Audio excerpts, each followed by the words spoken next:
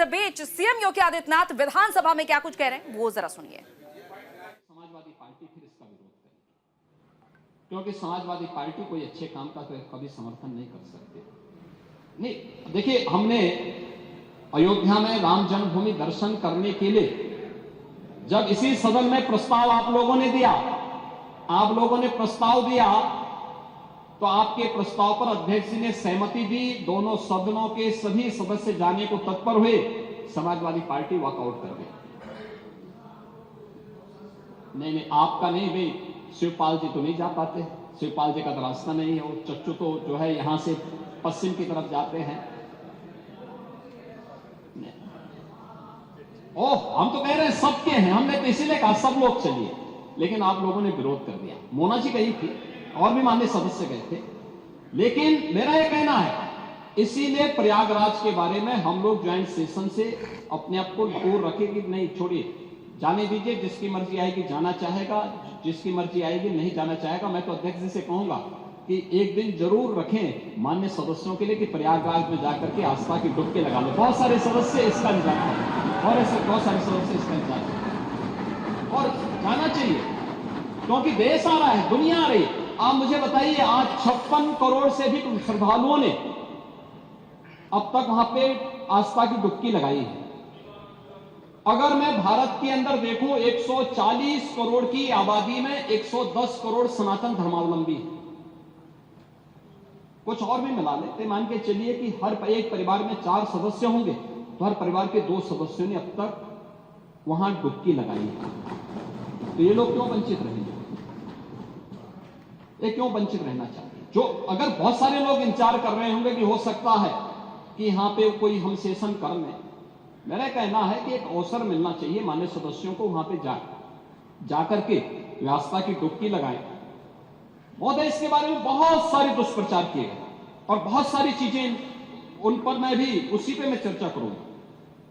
लेकिन मैं इससे पहले महाकुंभ के आयोजन के बारे में जो व्यवस्थाएं बनाई गई, और मैं उसकी तुलना भी करना चाहूंगा कि कैसे वहां पर उस आयोजन के साथ हमारी सरकार को जुड़ने का अवसर मिला और पिछली सरकारों के समय क्या हुआ था।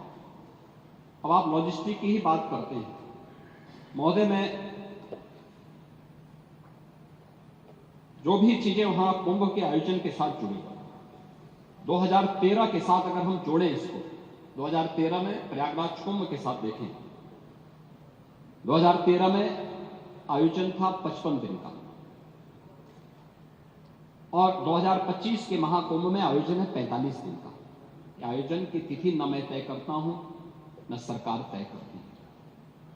ये हमारी धार्मिक व्यवस्था का एक हिस्सा है और उसके अनुसार जो मुहूर्त होंगे, उस मुहूर्त के अनुसार ये आयोजन तय होते हैं।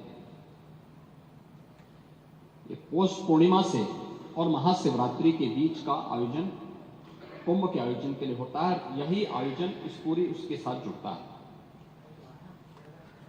मेले की अवधि 55 दिन थी 2013 में, और इस बार यह अवधि है 45 दिन की।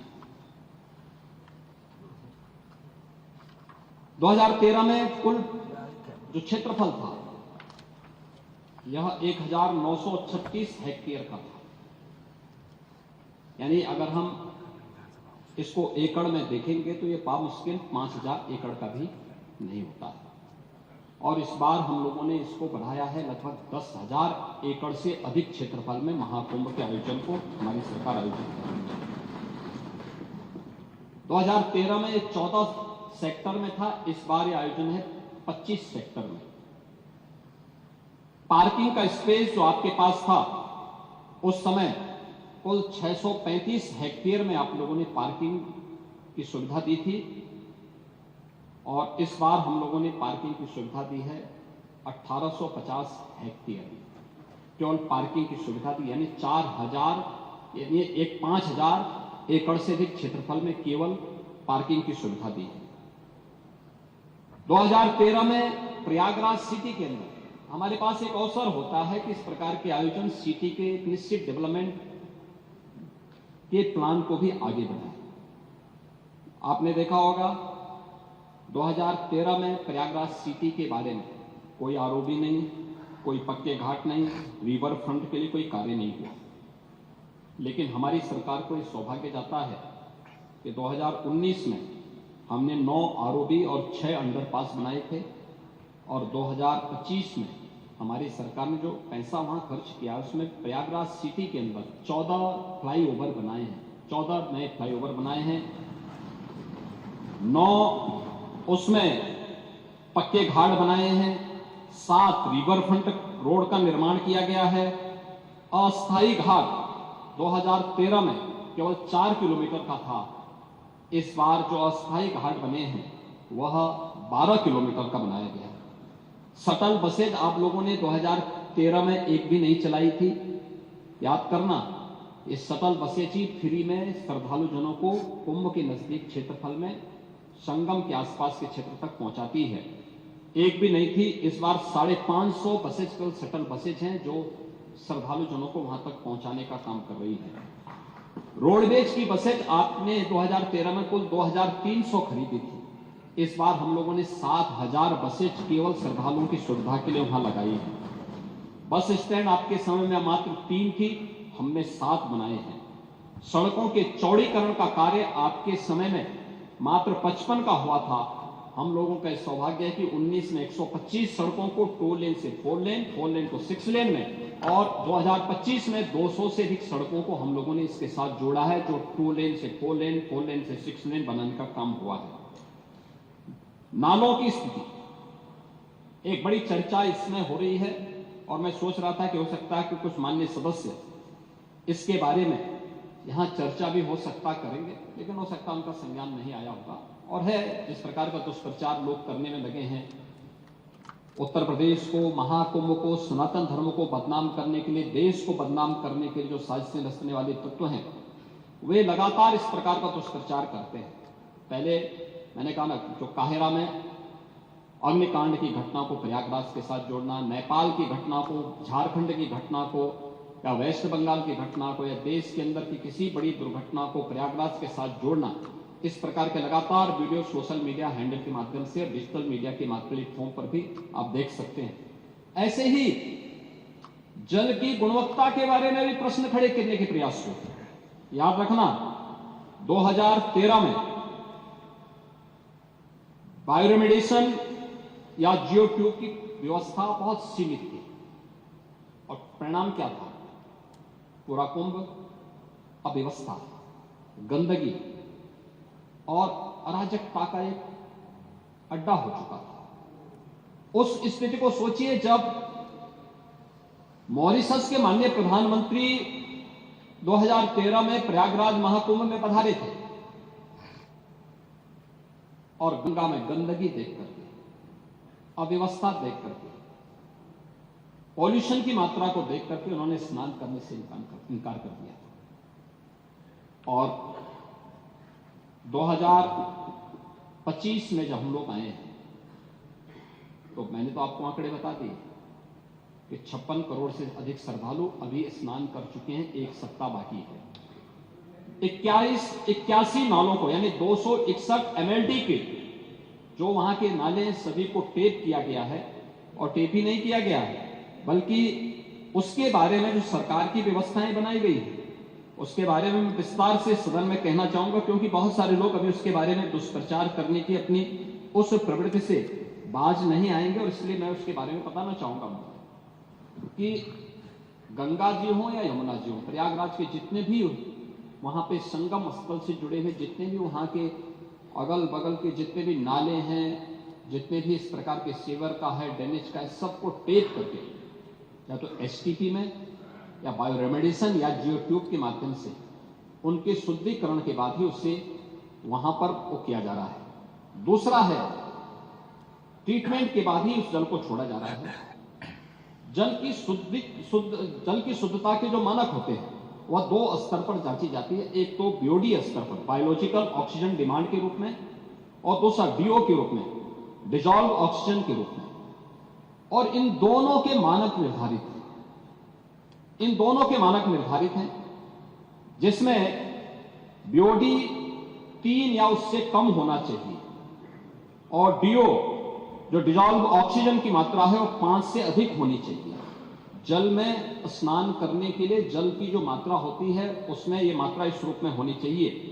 और मुझे बताते हुए यहां पर मैं आपको बताना चाहता हूं कि उत्तर प्रदेश जो पॉल्यूशन कंट्रोल बोर्ड है वो लगातार वहां पे जल की मॉनिटरिंग करता है, उसकी गुणवत्ता को बनाए रखने के लिए कार्य कर रहा है। और आज की जो उनकी रिपोर्ट है संगम की, कि संगम और उसके आगे पीछे जो बीओडी है वो 3 या उससे कम है और डिजॉल्व ऑक्सीजन की मात्रा ये 8 और 9 से अधिक पाई जा रही है। यानी संगम का जल स्नान करने लायक भी है और आचमन करने लायक भी है।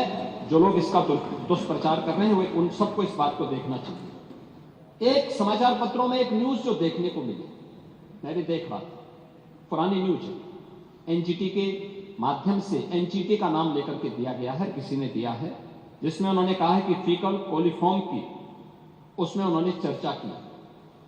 एक फीकल कोलिफॉर्म की जो मात्रा उन्होंने की है इसमें 2500 एमपीएम यानी मोस्ट प्रोबेबल नंबर, ये उससे उसका मापक माना गया है।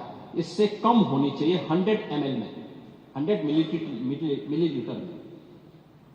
और इसके जो अलग अलग नमूने लिए गए फीकल कोलिफॉर्म के लिए, ये फीकल कोलिफॉर्म बढ़ने के बहुत सारे कारण हो सकते हैं। या तो कहीं सीवेज लीकेज है, या बहुत बार ये होता है कि भाई इस प्रकार की नदियां हैं कोई वह चैनलाइज तो है नहीं, भैंस है, गाय है या अन्य जानवर उसमें आते हैं, नहाते हैं, उसके कारण भी, उनके गोबर आदि के कारण भी इसकी मात्रा तेजी के साथ बढ़ती है। लेकिन प्रयागराज के संदर्भ में जो मैं आपको स्पष्ट करना चाहूंगा कि 12, 16, 20, 25, 30 जनवरी, 5, 10 और 13 फरवरी को जो सैंपल के परीक्षण लिए गए हैं उसमें संगम नोच पर फीकल कोलिफॉर्म की मात्रा मानक के अनुरूप पाई गई है। ये Uttar Pradesh pollution control board का है, जो 2500 एमपीएम प्रति 100 ml से ये कम पाई गई है। इसका मतलब जो दुष्प्रचार कर रहे हैं केवल कुंभ महाकुंभ को बदनाम करने की साजिश का हिस्सा है। और केंद्रीय प्रदूषण नियंत्रण बोर्ड ने भी, जिनके नाम पर खबर है, उन्होंने भी 12, 13 एवं 15 जनवरी की रिपोर्ट में इसकी मात्रा को 2000 या उससे कम पाया, यानी 2500 से कम ही पाया है। यह भी इसमें मैं आपको स्पष्ट करना चाहता हूं। और महोदय मैं इसीलिए कहना चाहूंगा कि ये जो नकारात्मक सोच है, दुष्प्रचार के माध्यम से महाकुंभ को बदनाम करने की साजिश का जो हिस्सा है, ये उन करोड़ों लोगों की आस्था के साथ खिलवाड़ है और किसी जाति, मत और मजहब से जुड़े हुई संख्या भी नहीं है और किसी वर्ग का भी नहीं है। इसमें गांव में एक सामान्य नागरिक भी आ रहा है, देश का बड़ा उद्योगपति भी आ रहा है, देश की महामहिम राष्ट्रपति भी आए, महामहिम उपराष्ट्रपति भी आए, माननीय प्रधानमंत्री जी भी आए, केंद्रीय मंत्रीगण आए हैं, स्पीकर साहब आए हैं लोकसभा के। हर, यानी देश और दुनिया की हर सेलिब्रिटी वहां प्रयागराज आ रही है। उच्चतम न्यायालय के माननीय न्यायाधीश हो या हाईकोर्ट, तमाम उच्च न्यायालयों के माननीय न्यायाधीशों की संख्या, समाज का हर तबका प्रयागराज के लिए उमड़ रहा है, हर व्यक्ति आ रहा है। और क्या प्रचार करना बुरा था क्या? क्या हमें उत्तर प्रदेश की किसी उपलब्धि को, उत्तर प्रदेश की किसी आयोजन को देश और दुनिया के सामने नहीं ले जाना है क्या? आपने प्रत्येक स्नान के समय वहां देखा होगा किस प्रकार की स्थितियां थी। श्रद्धालु हो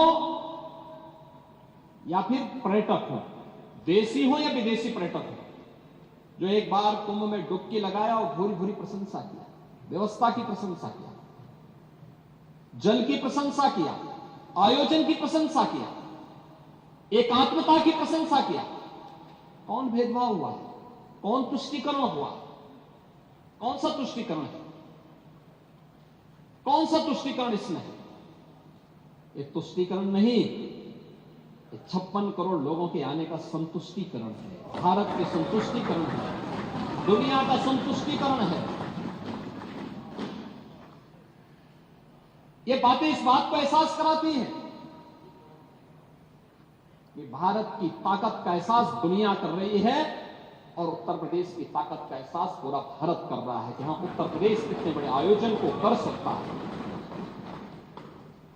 इस आयोजन के साथ जुड़ने का सौभाग्य उत्तर प्रदेश वासियों को प्राप्त हो रहा है और उत्तर प्रदेश में भी केवल प्रयागराज इस आयोजन को कर सकता है। यह सौभाग्य उत्तर प्रदेश के अंदर प्राप्त हुआ है। मुझे अभी पिछले सप्ताह वाराणसी जाने का अवसर भी प्राप्त हुआ और वाराणसी मैंने देखा पिछले 1.5 महीने से लाखों की संख्या में श्रद्धालु आ रहे। पुलिस अधिकारी, प्रशासनिक अधिकारी, कार्मिक, पुलिस कार्मिक और अन्य लोगों को इस पूरी व्यवस्था के साथ वहां पे जोड़ा गया है।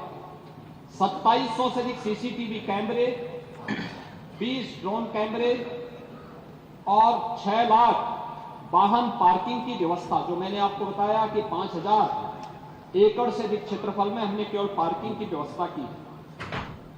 इसके अलावा शुद्ध पेयजल की आपूर्ति के लिए 1250 किलोमीटर की पाइपलाइन भी वहां बिछाई गई। इसके अलावा अन्य तमाम प्रकार के कार्यक्रम, फायर सेफ्टी का हो, जल पुलिस का एक नया बेड़ा एसडीआरएफ के माध्यम से जल पुलिस को वहां पे प्राप्त हुआ है, जहां पे कुंभ के आयोजन के दौरान कोई भी ऐसी दुर्घटना को रोकने के लिए कार्य हो सके। सिंगल यूज प्लास्टिक को वहां पे रोकने का पूरा प्रयास किया गया है और अन्य तमाम प्रकार के आयोजन के साथ ही कुंभ आयोजन में पहली बार आर्टिफिशियल इंटेलिजेंस का चैटबॉट का भी प्रयोग किया गया है, जिसके माध्यम से कुंभ सहायक चैटबॉट 11 भाषाओं में संवाद की एक सुविधा भी उपलब्ध करवाई गई, जिसका आप इस सदन में विरोध कर रहे हैं। कुंभ में कितना लोकप्रिय है उसके बारे में अभी मैं इसके बारे में बताऊंगा। और गूगल के साथ एमओयू हुआ है, जिसमें सेक्टर के रास्ते हों या सांस्कृतिक कार्यक्रमों का पता लगाने, इन सब की सुविधा भी वहां पर की गई है। इसके साथ ही क्यूआर कोड जारी किए गए हैं। किसी को कोई परेशानी होती है तो उसके माध्यम से वह अपने गंतव्य तक पहुंचने में सफल हो सके, इसके लिए ये व्यवस्था भी दी गई है।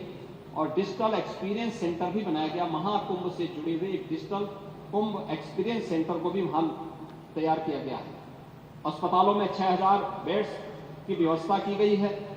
360 बेड का मेला कुंभ स्थल पर और 25-25 बेड के 2 नए अस्पताल भी अरेल और जोशी में, 20-20 बेड के 2 अस्पताल और 10-10 बेड के अतिरिक्त अस्पतालों की स्थापना भी वहां पर की गई है। 3000 विशेष ट्रेन भारतीय रेल ने चलाए हैं, जिसके माध्यम से 13,000 से अधिक उनके फेरे प्रयागराज कुंभ की दृष्टि से वहां पर किए गए हैं। और उनके साथ साथ 10 स्थानों पर होर्डिंग एरिया भी उन सभी क्षेत्रों में बनाने के कार्य वहां पर किए गए हैं। ये सभी आयोजन वहां पर किए गए हैं। महोदय, इसके साथ ही अगर हम देखेंगे कि 2013 में जो प्रयागराज कुंभ में आने वाले श्रद्धालुओं की संख्या थी वो मात्र 12 करोड़ थी और 55 दिन के आयोजन में 12 करोड़। और उस समय की स्थिति के बारे में अगर मैं चर्चा करूं, यद्यपि ये चीजें कितना आवश्यक है मैं ये नहीं कह सकता, लेकिन फिर भी मैं आपसे कहना चाहूंगा कि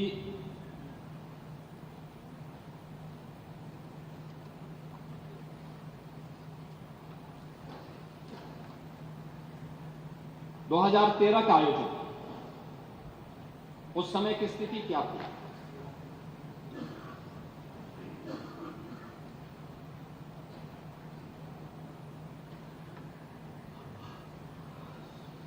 उस आयोजन को उस दौरान एक हादसों के रूप में, अव्यवस्था के रूप में, भ्रष्टाचार के रूप में देखा गया।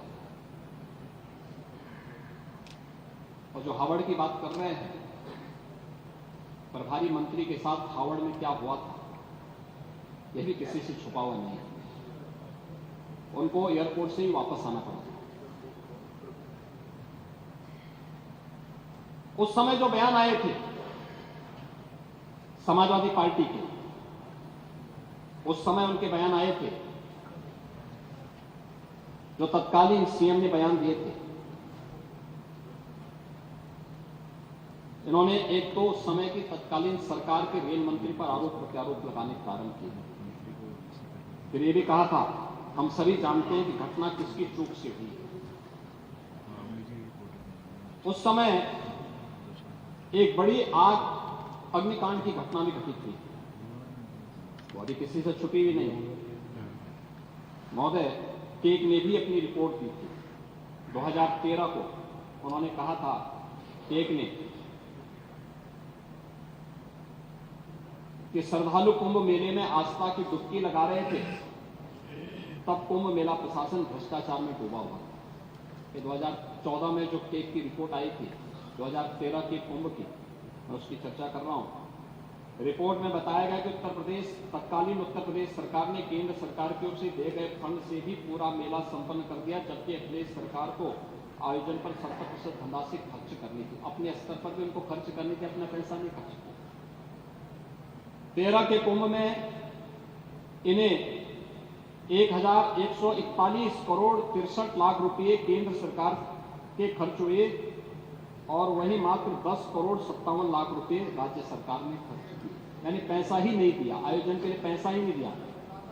मेला शुरू होने तक 59% कार्य और 19% आपूर्ति कार्य ही, यानी आपूर्ति कार्य पूरे ही नहीं हुए। मेला प्रशासन ने 8.272 करोड़ रुपए से 2 घाटों का निर्माण कराया, जो कुंभ मेले के काम से संबंधित थे ही नहीं। 111 निर्माण कार्यों में से 81 में तकनीकी स्वीकृति नहीं ली गई। सड़क चौड़ीकरण करने का काम 57 करोड़ 41 लाख रुपए और उनकी मरम्मत में 46 करोड़ 68 लाख रुपए बिना काम का परीक्षण किए ही दे दिए गए और 9 करोड़ 1 लाख की सामग्री बिना जरूरत के खरीदी गई। मोबिलाइजेशन और मशीनरी के एडवांस भुगतान के अलावा 23 ठेकेदारों को 4 करोड़ 65 लाख रुपए सुरक्षित एडवांस देकर अनुचित लाभ पहुंचाया गया। ट्रैक्टर की लॉग बुक की जांच में पाया गया कि एक ट्रैक्टर एक ही समय में 2 स्थानों पर कार्य कर रहा था। 30 मजदूर एक ही समय में 2 स्थानों पर कार्य में दिखाए गए। ट्रैक्टरों की आपूर्ति के अनुबंध में सभी टैक्स शामिल थे। इसके बावजूद 2 ठेकेदारों को सेवा कर का अलग से भुगतान किया गया। शौचालयों की कमी होने की वजह से एक दिन में औसतन 900 लोगों ने एक शौचालय का इस्तेमाल किया। कई स्थानों पर देखा गया कि पुरुष और महिला शौचालयों के बीच विभाजन दीवार भी नहीं थी। 50% कल्पवासियों को बीपीएल कार्ड उपलब्ध कराए गए। उनको भी राशन कार्ड तब मिले जब मेला की 4 पावन तिथियां बीत चुकी थी। उन्हें कम दरों पर खाद्य सामग्री उपलब्ध नहीं हो सकी। पेयजल के लिए लगाए गए नलों में हर हफ्ते पानी के नमूने ले जाने थे। 201 में से महज 6 नलकूपों में सिर्फ 6 नलों में ही नमूने ले गए। स्नान घाटों पर कपड़े बदलने के लिए कोई चेंजिंग रूम नहीं था। चेंजिंग रूम नहीं बनाए गए थे। कई पेंटून पुलों पर जल पुलिस और एम्बुलेंस की व्यवस्था भी नहीं थी। केक ने मेले में सड़क चौड़ी करने और सड़क की मरम्मत से लेकर घाटों के निर्माण का भीड़ के नियंत्रण करने के लिए बैरिकेडिंग करने के काम में भी भ्रष्टाचार पाया। यह है 2013 की व्यवस्था। और जो लोग स्वयं दुर्व्यवस्था के लिए जाने जा रहे थे, उन लोगों ने कैसे इस पूरे आयोजन को बदनाम करने के लिए किया है, और मैं उसके बारे में भी आगे भी बताऊंगा। महोदय, ये हिमालयन इंस्टीट्यूट है प्रयागराज। उन्होंने कुंभ मेले की व्यवस्था के बारे में 3 महत्वपूर्ण बातों की ओर इस बार ध्यान आकर्षित किया है। जो बातें उन्होंने कही हैं कि आज प्रत्येक भारतीय के मानस पटल पर एक अनोखी जागृति आई है, और यह जागृति परम उदात्त और आध्यात्मिक सत्य के ओत से कुंभ में आ रहे हैं। किंतु हम लोग ऐसी विशालता और भव्यता हमें नहीं दिखाई दी। अनंत विविधताओं को अपने में समेटे हुए यह कुंभ मेला अपने आप में अद्वितीय है। इस मेले में सभी राष्ट्रों, धर्मों और विचारधाराओं वाले लोग भाग ले रहे हैं और लाभान्वित हो रहे हैं। यह मेला प्रगति के पथ पर अग्रसर महान भारत देश की आध्यात्मिक संपत्ति और उसकी सर्वांगीण संस्कृत सभ्यता की आराधना स्वरूप है। दूसरा उन्होंने कहा, समूचे विश्व के आध्यात्मिक जिज्ञासु तथा सामान्य मानव समाज कुंभ मेले के प्रति जागरूक हो गया है। यह कुंभ मेला भारत के अगाध आध्यात्मिक परंपराओं के मूल स्रोत दर्शित करता है और प्रदर्शित करता है कि अनोखी विधि विश्व की अनेक विचारधाराओं को नेतृत्व कर रही है। तीसरा उन्होंने कहा कि कुंभ मेले का ऐसा रूप देने में कितना प्रयत्न करना पड़ा होगा, कितने संसाधन जुटाने पड़े होंगे, कितनी बुद्धिबल, धन, जनशक्ति, विशेष रूप से उच्च स्तरीय नेतृत्व शक्ति का संचय और सदुपयोग किया गया होगा। इसका अनुमान कुंभ मेले में प्रवेश करके ही हो जाता है। कुंभ मेले की सफलता की इस चोटी पर पहुंचाने के लिए सरकार के शीर्षस्थ पद पर विराजमान समस्त अधिकारियों और प्रशंसा के धन्यवाद के पात्र हैं। इस महान पर्व को विश्व के मानचित्र पर सदा सदा के लिए सर्वोच्च पद पर आसीन करने के लिए आप सबका हम सत सत नमन और आभार व्यक्त करते हैं। हिमालयन इंस्टीट्यूट एक पत्र जारी करता है अपने यहाँ से।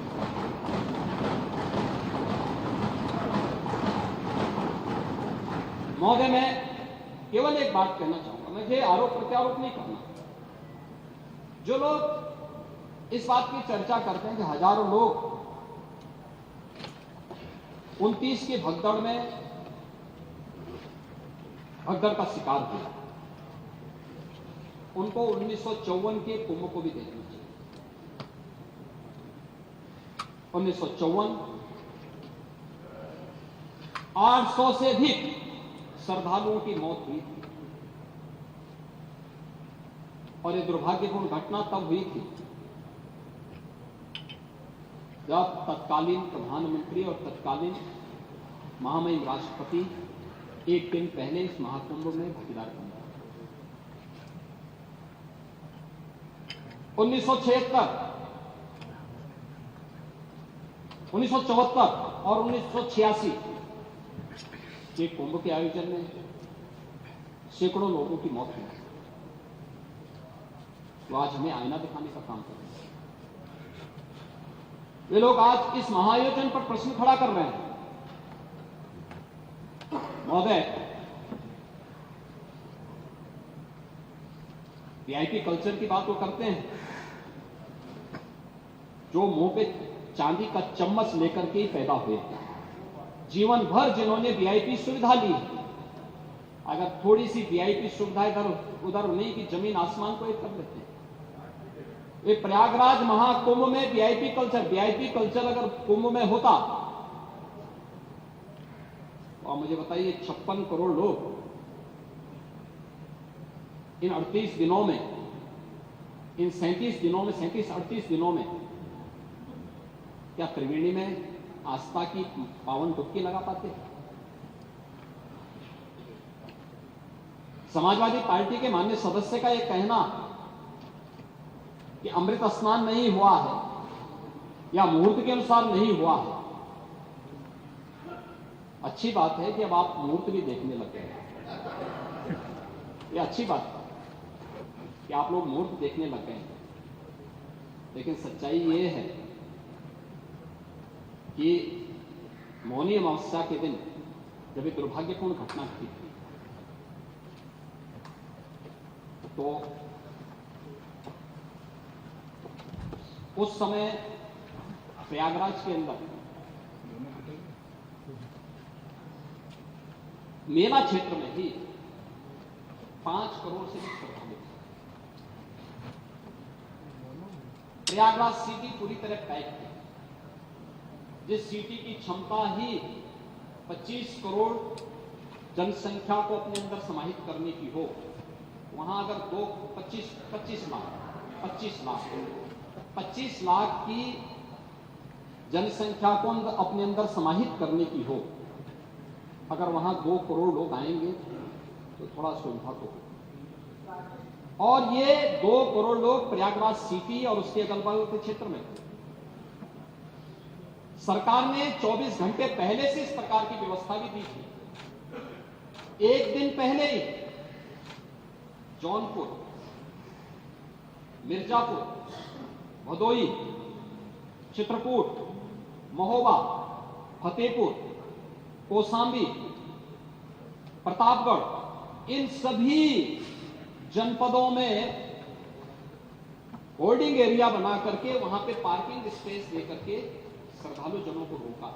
और महोदय, लगभग 2 लाख बसेज वहां पे रोकी गई थी, यानी लगभग 2 करोड़ श्रद्धालुओं को हम लोगों ने इन क्षेत्रों में पहले दिन ही रोका हुआ। और मैं धन्यवाद दूंगा कि स्थानीय प्रशासन ने भी और स्थानीय जनता ने, उत्तर प्रदेश वासियों ने आतिथ्य सेवा का उत्कृष्ट उदाहरण प्रस्तुत किया इन जनपदों में।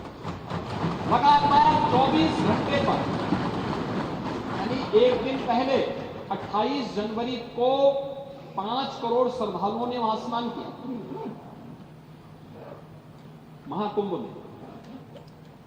और भीड़ के उस प्रेशर को हम देख रहे थे, एक एक क्षण पूरा प्रशासन, पूरा शासन इसमें लगा रहा, एक एक क्षण लगा रहा।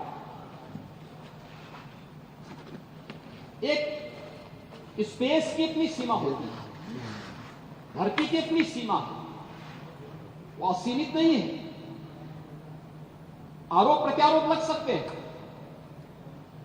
और इसीलिए 28 तारीख को, 28 जनवरी की सायंकाल को ही हम लोगों ने इन जनपदों में होल्डिंग एरिया बना करके उन्हें रोकने का कार्य किया था कि आप वहां पे रुकेंगे। और मैं अभिनंदन करूंगा उन सभी श्रद्धालुजनों का, उन पूज्यसंतों का, जिन्होंने उसमें प्रशासन और शासन की व्यवस्था में भरपूर सहयोग किया। 24 घंटे वे सभी श्रद्धालु वहां रुके रहे और किसी ने भी उतावलापन नहीं दिखाया। बहुत शांतिपूर्ण तरीके से वे लोग वहां रहे।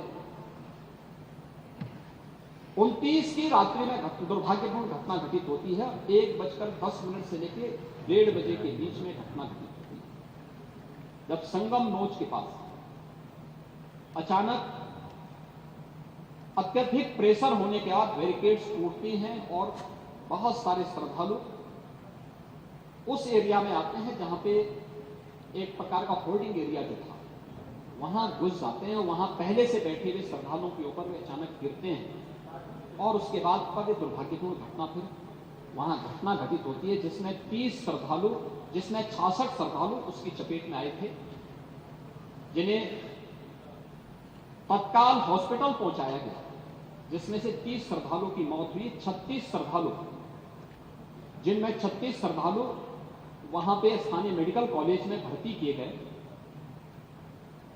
30 में से 29 की पहचान हुई। उनके परिवारजनों ने बकायदा, क्योंकि कोई इस आयोजन के साथ जुड़ता है तो एक परंपरा होती है, लोगों की अपनी आस्था होती है, वो लोग ये मानते हैं, वो कहते हैं साहब पोस्टमार्टम मत करिए, घटना घटित हो गई है, हमारे साथ केवल एक हम पंचनामा बनाना चाहते हैं।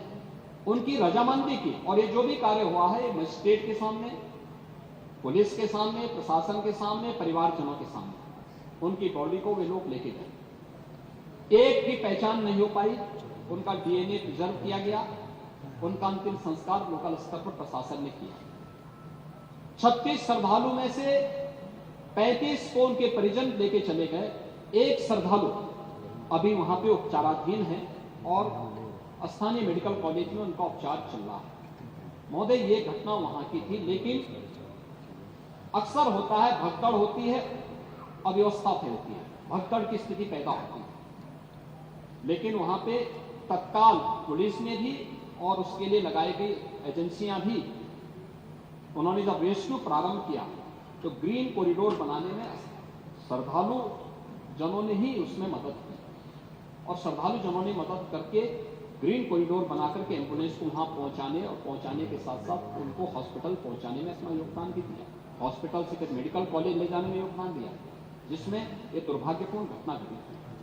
हम उस जन दबाव को देखें जो समय वहां रहा होगा। 5 करोड़ की आबादी में, 5 करोड़ की भीड़ के बीच रेस्क्यू करना, उन्हें ले जाना, और इस प्रकार के अलग अलग क्षेत्रों में भी दिन भर दबाव बनते रहे, क्योंकि कुछ लोगों को वहां से निकालना, कुछ लोगों को फिर नए लोगों को वहां लाने की व्यवस्था करना, और इस व्यवस्था में अलग अलग स्थानों, फिर प्रयागराज के अंदर अलग अलग जगहों पर और भी अन्य स्थानों पर कुछ प्रेशर पॉइंट बने थे।